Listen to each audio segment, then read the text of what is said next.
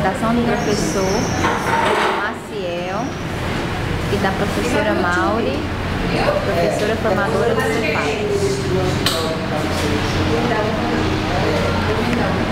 Pessoal, boa tarde. Hoje nós vamos estudar os gêneros textuais e vamos começar discutindo a ideia de que todo texto é escrito como uma função social.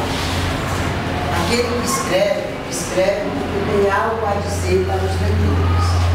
E essas funções sociais vão sendo determinadas durante a produção do texto e depois do texto escrito.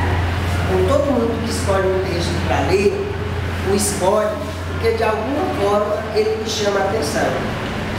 Está fora disso os textos produzidos para serem estudados em sala de aula. Hoje, por exemplo, nós vamos estudar duas fábulas que se chama A Cigarra e a Formiga, uma na versão escrita por Monteiro Lobato e a outra também é uma versão de Monteiro Lobato, mas em perspectiva diferente.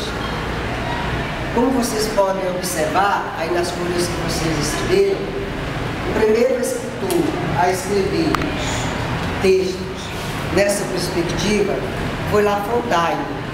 La Fontaine é um escritor francês que criou fábula com a intenção de dar voz ao comportamento de animais, de seres humanos a animais, para provocar, para levar ao público denúncias que ele não poderia fazer se ele não criasse essa situação. Então a fábula é um gênero textual em que os personagens são animais, mas agem como se fossem seres humanos. Depois que nós lermos as fábulas, A Cigarra e a Formiga, nós vamos resolver as questões que já foram passadas para vocês e na sequência vocês vão produzir uma fábula inspirados ou inspirando-se das que foram lidas.